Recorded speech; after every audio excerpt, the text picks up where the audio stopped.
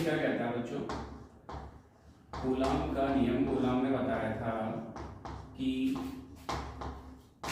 जो दो आवेश आपस में आकर्षित या प्रतिकर्षित करते हैं तो वो एक बल होता है, आकर्षण बल या प्रतिकर्षण बल। तो वो बल कितना लगता है, तो ये बताया था कूलाम ने कि किन्हीं दो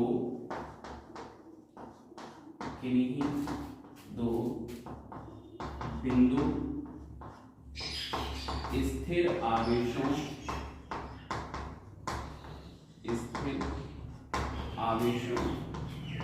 के बीच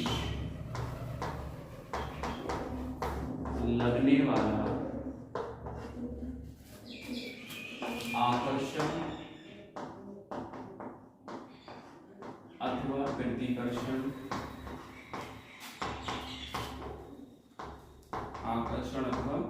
प्रतिकर्षण बल दोनों आवेशों के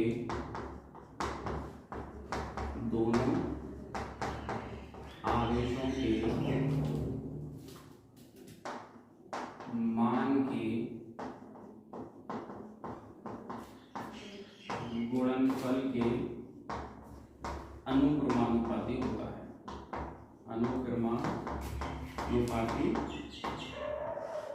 होता है, ठीक है।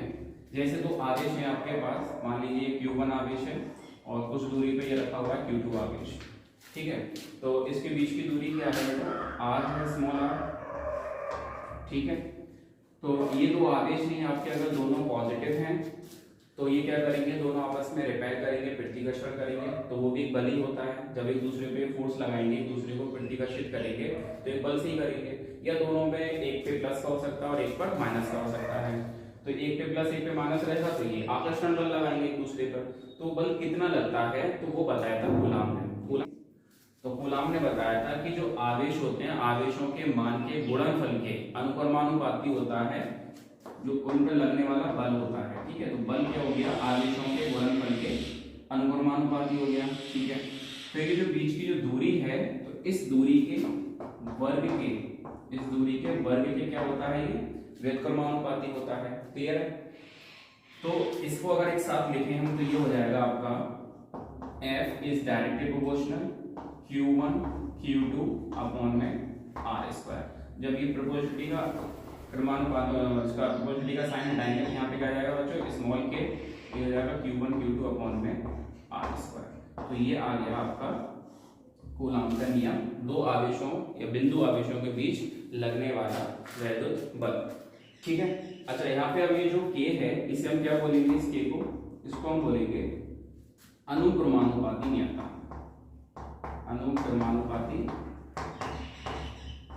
नियतांक, ठीक है। अच्छा, इसकी वैल्यू क्या रहती है, K इक्वल टू ये होता है हमारा 1/4πε0 और इसका मान रहता है बच्चों 9 × 10⁹ न्यूटन मीटर स्क्वायर पर कूलम स्क्वायर, ठीक है। इसका मान कैसे निकालेंगे, मात्रा कैसे निकालेंगे, इसका मात्रा चाहिए तो ये r इधर आएगा r², फोर्स का हो गया न्यूटन, r² का हो गया मीटर स्क्वायर और Q1 Q2 coulomb into coulomb हो गया कूलम स्क्वायर, ये नीचे आएगा तो ये हो जाएगा आपका न्यूटन मीटर स्क्वायर पर कूलम स्क्वायर। अब यहाँ पे एक नई चीज ये आती है एप्सिलॉन नॉट, इसको क्या बोलते हैं बच्चों, एप्सिलॉन नॉट, ठीक है। इसका नाम है आपका निर्वात की विद्युतशीलता,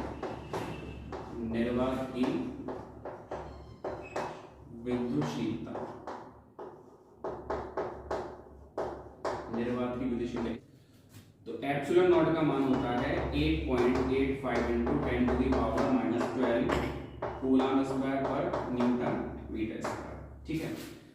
अच्छा जी, तो अगर हम ये कहें कि दोनों आवेशों के बीच में निर्वात या वायु है तो आपका जो फॉर्मूला हो जाएगा निर्वात के लिए बेटा फॉर्मूला हो जाएगा आपका, निर्वात के लिए दोनों आवेश अगर निर्वात में रखे हुए हैं या वायु में रखे हुए हैं तो फॉर्मूला हो जाएगा F = 1/4πε0 Q1 Q2 अपॉन में r²।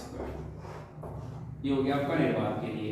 मान लीजिए कि अगर इन दोनों आवेशों के बीच में कोई माध्यम पदार्थ रखा हुआ है और उसका परावैद्युतांक कितना है आपका k है। अब ये परावैद्युतांक क्या होता है इसको हम आगे डिस्कस करेंगे। ठीक है, मान लीजिए कोई पदार्थ रख दिया इसके बीच में, वायु की जगह कुछ और माध्यम आ गया, तो फॉर्मूला क्या बनेगा आपका, तो आपका फॉर्मूला बन जाएगा F equal to 1/4 pi epsilon into Q1 Q2 upon में r²। ठीक है, ये एप्सिलॉन क्या है, ये होता है बेटा आपका माध्यम की विद्युतशीलता। एप्सिलॉन क्या होता है, माध्यम की विद्युतशीलता, माध्यम की विद्युतशीलता। ठीक है, अब हम इन दोनों विद्युतशीलता का अनुपात देखेंगे। ठीक है, चलिए, तो हमने देखा कि निर्वात में बल कितना लग रहा था, F equal to 1/4 pi epsilon not Q1 Q2 upon में r²। और माध्यम में अगर आवेश के बीच में कोई पदार्थ रखा हुआ है, कोई माध्यम है, तो F इक्वल टू हो जाएगा आपका 1/4 pi epsilon not epsilon into Q1 Q2 upon में r²। क्लियर है। मान लीजिए इक्वेशन नंबर 1 है, ये इक्वेशन नंबर 2 है। अब दोनों इक्वेशन को अगर हम डिवाइड करेंगे तो ये आपका देखो, ये निर्वात में है या वायु में, इसको दिखा देंगे Fa से और इसको दिखा देंगे Fm से। m मतलब कि मीडियम, तो Fa अपॉन Fm आपका हो जाएगा ये Fa upon Fm 1/4 pi epsilon not Q1 Q2 upon r² divided by 1/4 pi epsilon not into Q1 epsilon not Q1 Q2 upon में r²।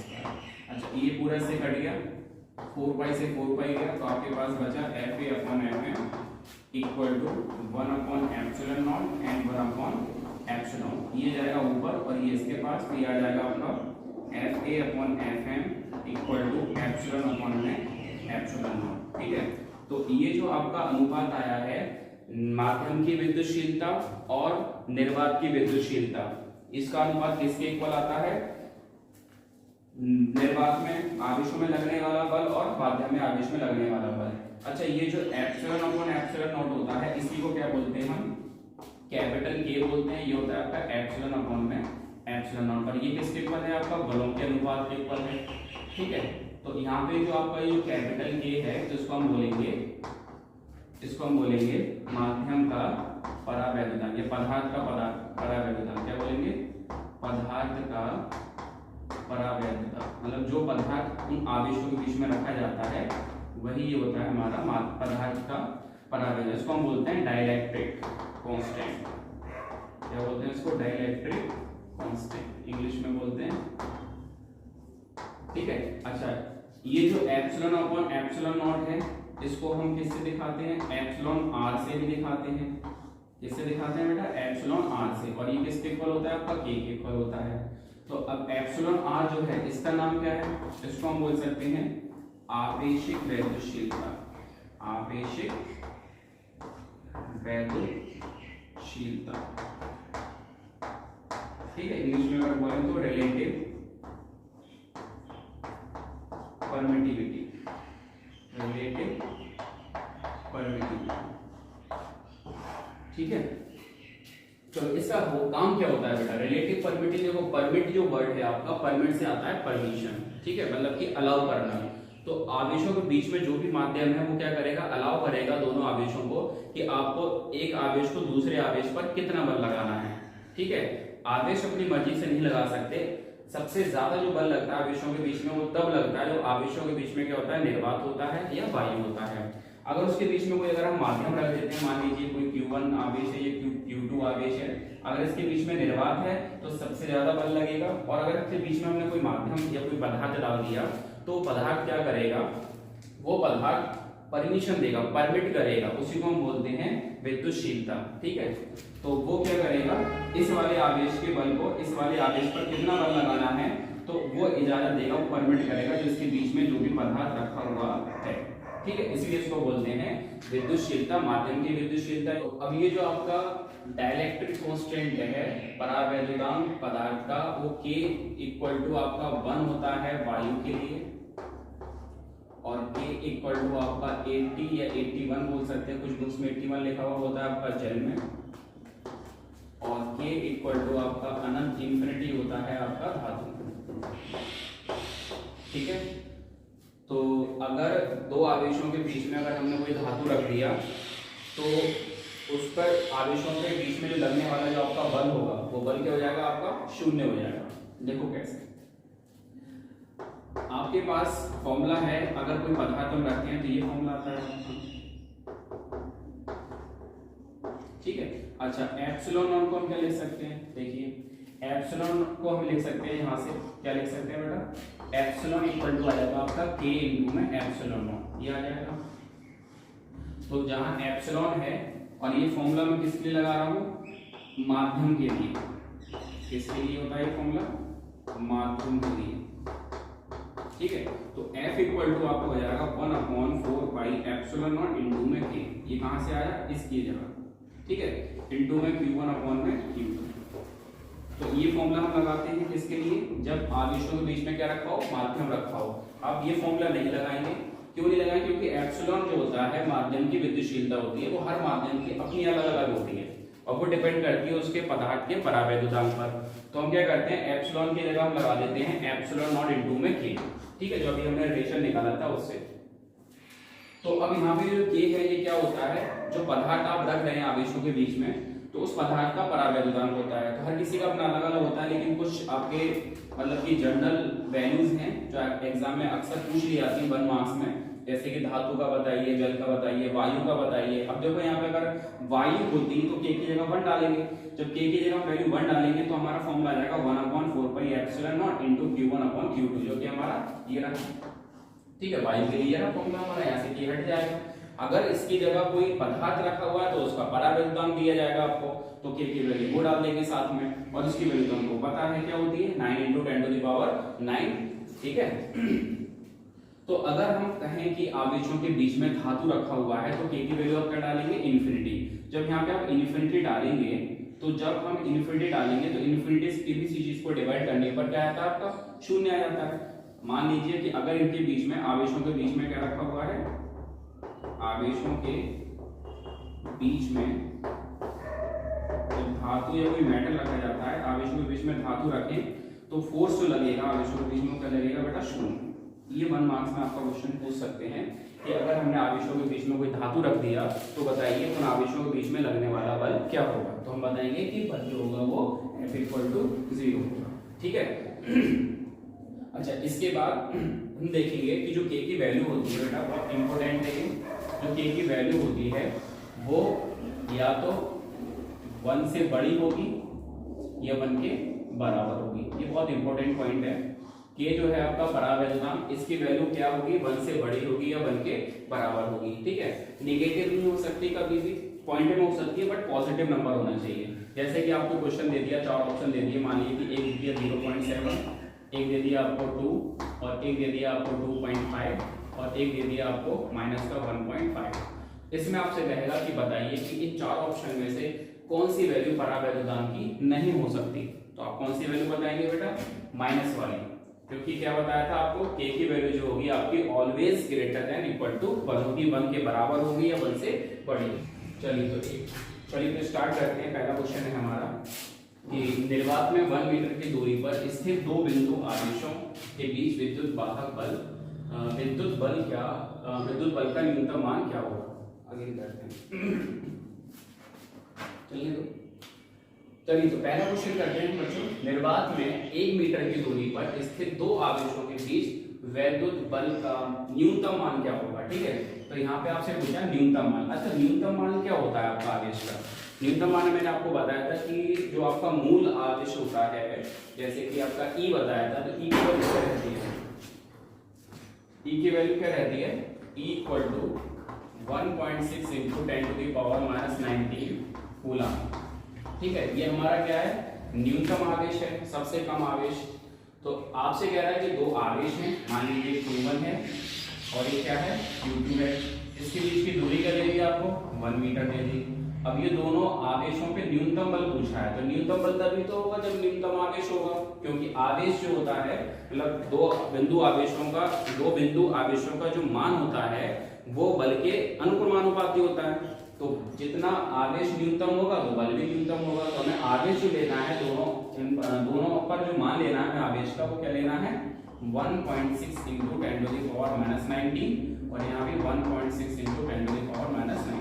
क्यों लिया हमने ये? क्योंकि हमसे पूछा है बेटा कि बल का न्यूनतम मान बताइए। बल का क्या बताइए? न्यूनतम मान। ठीक है, तो न्यूनतम मान तभी आएगा जब हम आवेशों का न्यूनतम मान डालेंगे, और आवेश का न्यूनतम मान क्या होता है 1.6 इंटू 10⁻19 कूलम। तो अब यहाँ पे और ये क्या बोला निर्वात में बोल रहा है, तो निर्वात के लिए फॉर्मूला क्या था हमारे पास F = 1/4πε0 Q1 Q2 r square and F = आपका आ जाएगा, इसकी वैल्यू क्या बताई थी 9 × 10⁹ Q1 हो जाएगा 1.6 × 10⁻19 एंड Q2 भी हो जाएगा 1.6 × 10⁻19 डिवाइडेड बाई r की वैल्यू ऑलवेज मीटर में डालेंगे। ठीक है, तो 1 आपका r का वैल्यू क्या दे रखा है 1 दे रखा है, 1 का स्क्वायर हो जाएगा एंड F = अब देखो उसे कैसे सॉल्व करना है। यहाँ पे आपको सबसे पहले जो बिंदु दे रखे हैं मतलब कि जो डेसिमल दे रखे हैं उनको पहले सबसे पहले निपटाएंगे। ये पॉइंट हटाया हमने तो यहाँ नीचे 10 आ गया, ये हटाया तो यहाँ पे 10 आ गया। क्लियर? अब इसके बाद देखिए 16 और 16 का इंटू करेंगे तो कितना आ जाएगा 256, तो 9 × 256 इंटू देखो ये कितना हो जाएगा 38 हो जाएगा, ये है 10⁻9 और ये हो जाएगा 10⁻−38 हो गया एंड डिवाइडेड बाई 10⁻, ये 1 पावर ये 1 पावर 2 हो गया। तो F = आपका आ गया 9 का इसमें इंटू कर दो 9 × 54 मतलब ये 45 और 5 50, ठीक है 2304 इंटू ये हो जाएगा आपका, ये ऊपर जाएगा तो माइनस का हो जाएगा। क्लियर? तो यहाँ बचेगा आपका 10⁻7 इंटू 10⁻38, तो यहाँ आपका आ जाएगा F = 2304 इंटू 10⁻31। इसको थोड़ा एब्सोल्यूट आंसर निकालें तो हम कह सकते हैं कि F = अगर हम पॉइंट लगा दें तो ये हो जाएगा 2.304 इंटू 10⁻³ इंटू ये हो जाएगा 10⁻31। तो यहाँ आपका आंसर आ जाना चाहिए 2.304 इंटू 10⁻28। ठीक है, न्यूटन। ये आ गया आपका दो आवेशों के बीच में लगने वाला न्यूनतम बल। हाँ जी, तो स्टार्ट करेंगे अब हम कूलाम के नियम का सदिश रूप। अगला टॉपिक है हमारा कूलाम के नियम का सदिश रूप। ठीक है, vector form of coulombs law, vector form of coulombs law. ठीक है, देखो इसका जो रूप निकालने के लिए आपको वेक्टर का थोड़ा सा नॉलेज होना चाहिए। जैसे कि आपको बताया गया होगा 11वीं क्लास में कि यूनिट वेक्टर क्या होता है। यूनिट वेक्टर इसको हिंदी में क्या बोलते हैं एकांक सदिश, एकांक सदिश। ठीक है, मान लीजिए कोई वेक्टर है ए वेक्टर। ठीक है, अगर इसका आपसे कहा जाए कि आपको इसका एकांक सदिश निकालना है तो हम क्या करते हैं एकांक सदिश को हम दिखाते हैं ए कैप। ये जो ऊपर साइन दिख रहा है आपको इसका नाम क्या है कैप है, और फॉर्मूला हो जाएगा आपका कि a vector divided by mod a vector. Mod का मतलब इस ए वेक्टर का परिमाण। इसको हम ये भी लिख सकते हैं कि A cap = A vector upon में ओनली ए भी लिख सकते हैं इसको, क्योंकि परिमाण को या तो आप मॉड ए से दिखा दीजिए या सिर्फ ए से दिखा दीजिए, एक ही बात है। ठीक है बेटा, चलिए अगर ऐसे दिखाएंगे परिमाण को तो ना तो मॉड लगाएंगे ना वेक्टर लगाएंगे। वेक्टर लगा देंगे तो ये क्या बन जाएगा आपका एक सदिश बन जाएगा। परिमाण मतलब मैग्नीट्यूड दिखाना है, या तो मॉड ए वेक्टर से दिखाओ या फिर ए से दिखाइए। तो ये हो गया आपका एकांक सदिश। इसका काम क्या होता है बेटा, इसको हम दिशा सदिश भी बोलते हैं, डायरेक्शन वेक्टर, दिशा सदिश। ये क्या काम करता है, दिशा दिखाने का काम करता है इसमें। और इसकी स्पेशलिटी क्या होती है, इसकी स्पेशलिटी होती है कि इसका जो परिमाण होता है, परिमाण होता है इसका एकांक सदिश का, वो क्या होता है ऑलवेज 1 होता है। क्या होता है ऑलवेज 1। तो जिसकी वजह से अगर हम किसी भी एकांक सदिश का किसी भी परिमाण में अगर मल्टीप्लाई कर भी देते हैं, गुणा कर भी देते हैं, तो उस गुणा पे कोई भी इफेक्ट नहीं पड़ता है।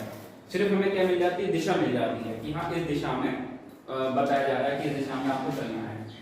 तो स्टार्ट करते हैं। ये हमने लिया एक निर्देशांक एक्स अक्ष, ये हो गया आपका वाई अक्ष, और मान लिया कि यहाँ पे हमारे पास एक Q1 आवेश रखा हुआ है और यहाँ पे रखा हुआ है हमारा एक Q2 आवेश, ठीक है।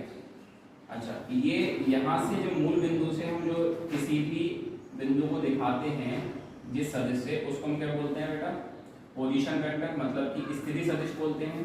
तो इसका जो नाम हो जाएगा वो हो जाएगा आपका R1 वेक्टर, और इसका स्थिति सदिश हो जाएगा आपका R2 वेक्टर, ठीक है। और इसकी जो बीच की दूरी है वो उसको हम कैसे दिखा देंगे, R से।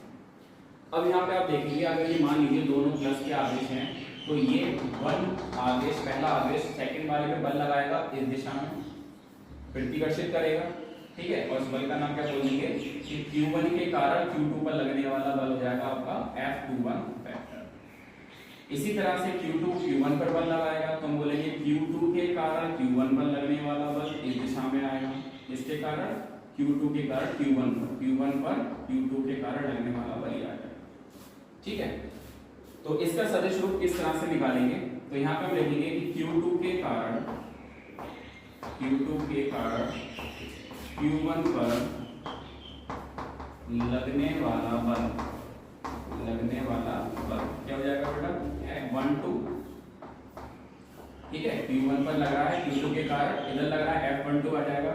फॉर्मूला क्या हो जाएगा, 1/4 pi epsilon not into Q1 Q2 upon में R²। इसकी बीच की दूरी क्या है आपकी, R², ठीक है। अच्छा, अब यहाँ पे इसको हम दिशा दिखा देते हैं।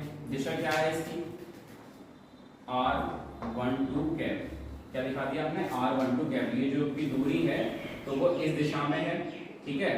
और कैप लगा दिया तो इसका मान क्या हो जाएगा, 1 हो जाएगा, तो इस पे इस मान पे कोई फर्क नहीं पड़ेगा।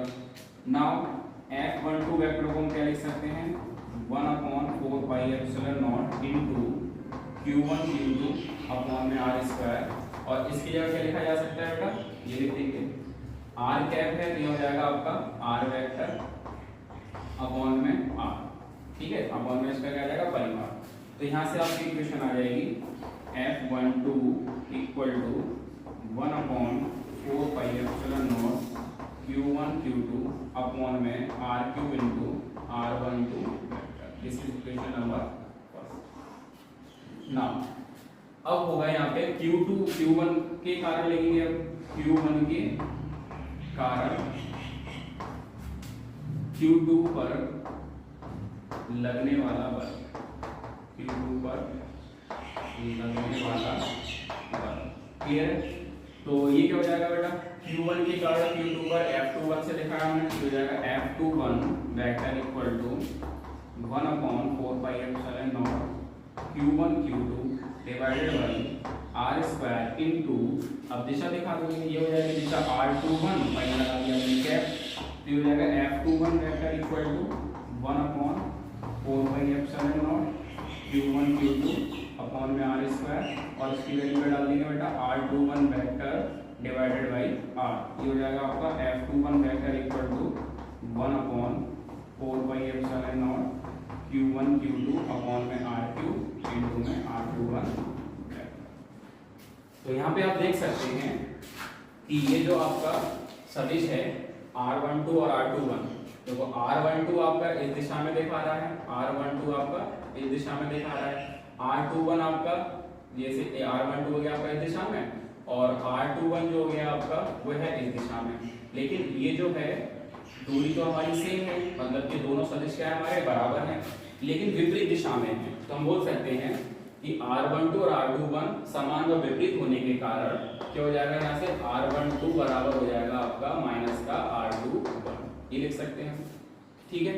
तो अब यहाँ पे आप देख सकते हैं कि अगर मैं इन दोनों इक्वेशन में से अगर मैं R12 की जगह माइनस R21 कर दूं, यहाँ पे आप देख रहे हैं R12 की जगह, इसको मैं उठा के यहाँ पे दिखा देता हूँ एक बार, जैसे ये है F12 equal to 1/4 pi epsilon not into Q1 Q2 upon में R3 इनटू इस R12 की जगह क्या ले सकता हूं मैं, माइनस का R21 वेक्टर।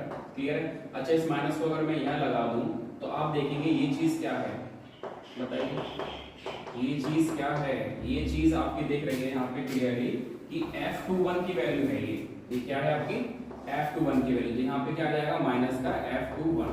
तो यहाँ से निकल के आया रिजल्ट कि दो आवेश आपस में जो बल लगाते हैं वो बराबर होता है और क्या होता है हमारा, विपरीत होता है। ठीक है, तो यहाँ से बल जो निकल के आया कि Q1 Q2 पर जो बल लगा रहा है और Q2 उतना ही बल Q1 पे लगा रहा है। तो यहाँ से हमको क्या मिलता है, न्यूटन का थर्ड लॉ भी मिलता है यहाँ से। तो ये हम क्या कह सकते हैं कि ये जो कूलाम का नियम है, जो बल लग रहे हैं दोनों आवेशों पर, ये किसको फॉलो कर रहा है, किसको क्या लागू हो रहा है इस पर, न्यूटन का थर्ड लॉ। ठीक है, न्यूटन थर्ड लॉ क्या बोलता है कि हर क्रिया की प्रतिक्रिया होती है। जितना बल आप किसी वस्तु पे लगाएंगे तो उतना ही बल वस्तु आप पर लगाएगी। ये हमारा क्या था, न्यूटन का तीसरा नियम था। तो इसी चीज को हम बोलते हैं बेटा कूलाम के नियम का सदिश। ठीक है।